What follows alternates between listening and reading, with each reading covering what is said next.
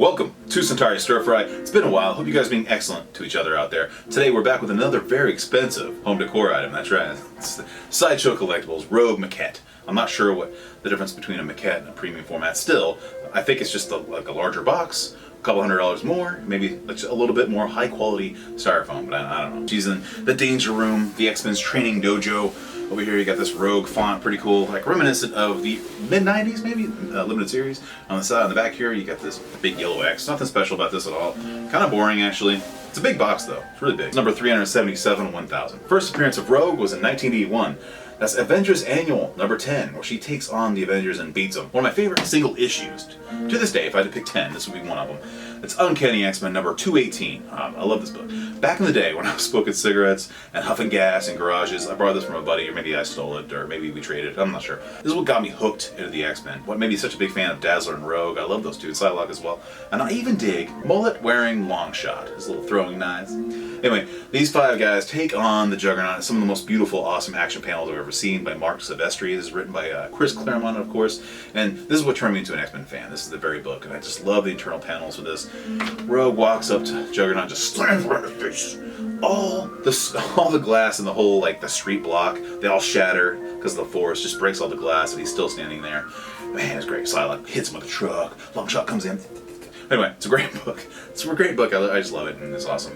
When this first came in, my wife, she can read those shipping boxes like it's nothing. She's like, Rogue, huh? Do you need another Rogue, man? Do you really need another Rogue? I'm like, yeah, I do. I do need another Rogue.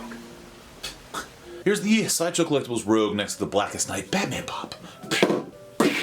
The Rogue Maquette. I think it's pretty cool. I see why they call it a maquette now. This base is definitely a little bit more... And they put a little bit more effort into this base than they usually do, so I can see why they probably called it that.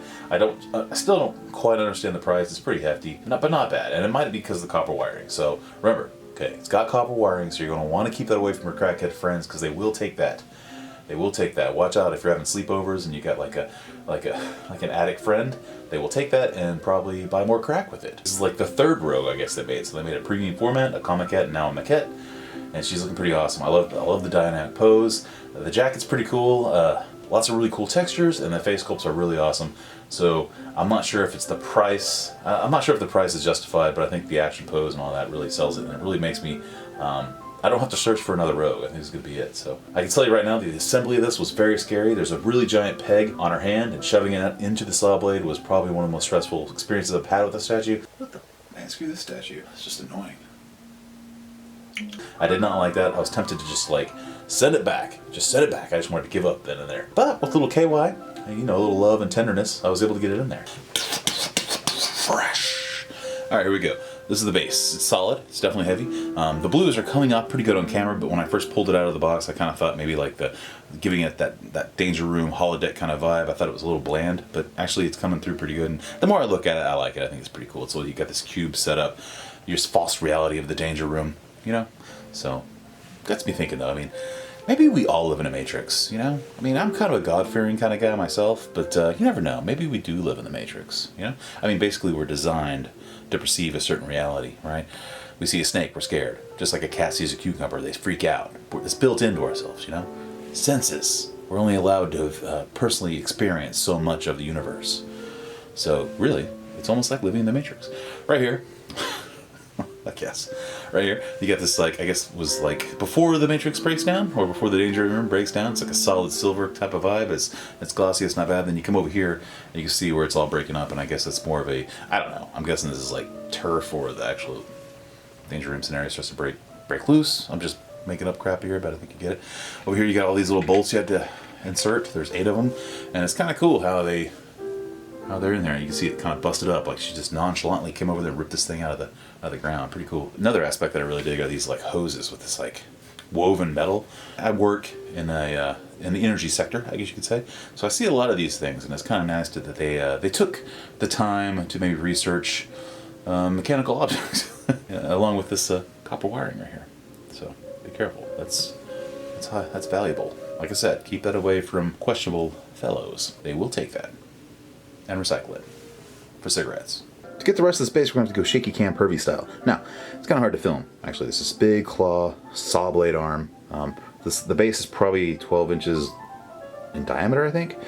Here's my hand. It's a Thanos glove. And I know that Josh Brolin is like virtually a midget, but this is like a normal man's sized hand, an average person. So it's pretty wide. Then you come up here and you got some more mechanics. Like I said, copper wiring, dented steel, like a nice brushed metal, gunmetal kind of look to it. There's some more copper wiring right here, kind of hard to see. That's why the cost is so high on this piece. Mixed media with copper wiring, the most sought after metal in all of California. Air conditioning units are disappearing. Anyway, then we got this nice saw blade here with some cool inserts, which I think is a really cool, nice attention to detail. It could have just been like a standard saw blade, but no, they actually put the inserts there. So if you work in like a machine shop or whatever, you know all about inserts. They're included in drill bits and all kinds of cool stuff. So that kind of attention was kind of cool. Pretty smart of them to do. And also the saw blade has like a nice brushed stainless steel kind of vibe to it. Pretty cool. Little motors, these little extended motors out here that have been ripped apart. Some like brass elements there. Got this flange here with the bolts. Very familiar in my line of work anyway. It's kind of cool. I like this. And then again, more of a brushed metal kind of vibe on that, giving it like a stainless steel saw blade look. Pretty cool. Okay, here's the body. It's dynamic. She's twisted. She's using her strength to rip up that saw blade, almost like it's nothing at all. Like it's no big deal. This is back when she had like Miss Marvel's powers, and she had her flight and speed, and it was just, she's like a big brawler. What I like about this is like the twist in her hips. I like that. I think it's awesome. I think it's great. And I also like the fact that her boots are dirty, you know?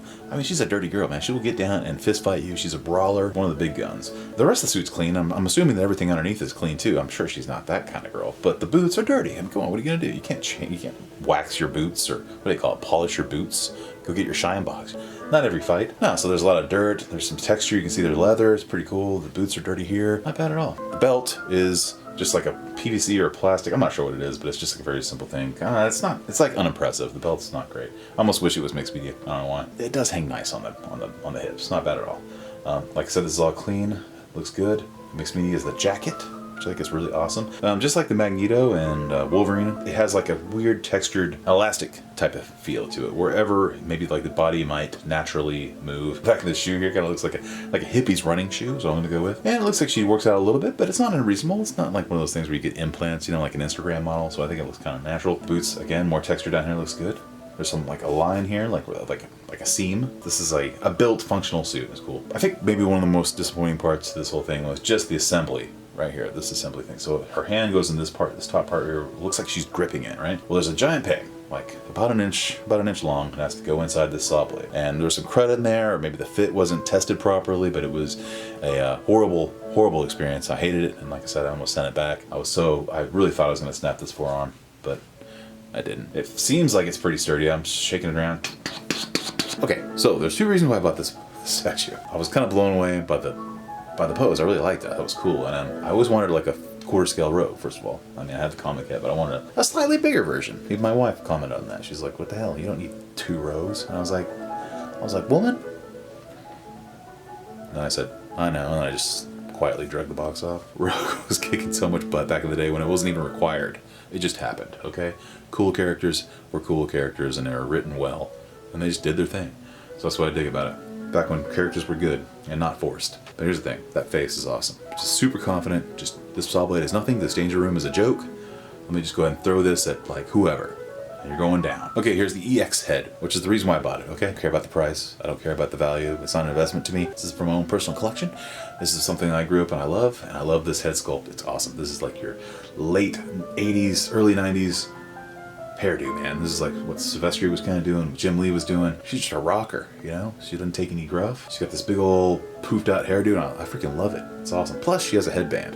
There's a couple things you need in the early 90s if you want to be just totally just wrecking things. That's either a backwards baseball cap, you know? Or you had to have a headband, you know? You just had to. You had to, man. Or maybe some Guess jeans, or a leather jacket, or a skateboard. Like Night Thrasher. Anyway, that's why I bought this. I had to have this head sculpt. I think it's beautiful. It's well sculpted, very nice hair. I dig this. It's awesome. So both of them are great. You can't lose. But if you're gonna spend the money on this, I'm sure if I were you, man, jump on that EX right now and get it. I wouldn't want to lose this head sculpt, so that's why I had to do it. One of the cons of this whole thing though is this black paint that's used to separate these pieces. It kind of looks like it could have been like a glossy paint. It kind of looks flat to me and kind of boring. And I don't like the belt. Other than that, the piece is like, I don't like the price. And I didn't like putting it together. But other than that, I love this piece. I'm super happy with it. So before we go, we'll do a little size comparison. We'll get the heck out of here. Okay, just for poops and queefs, we've got a size comparison with the XM Studio Storm, which I think is amazing. Both of them look amazing to me. And it's just so great having these ladies in this collection. I mean, we're talking about Jim Lee designed costumes, straight from the animated series. You know, you want to talk about diversity, get out of here. I mean, X-Men have been diverse for like the last 40 years, get lost, okay? Not only two of my favorite X-Men characters, but probably two of my favorite female characters, just ever. At least the top 5, I would say. They're up there. And come to think of it, they were both in the Savage Land at different times with torn up bikinis. That might have a lot to do with it. I think that's what it is. I think that's it. All right, guys. With that, spade into your pets. And remember, Magneto was right. We'll see you next time.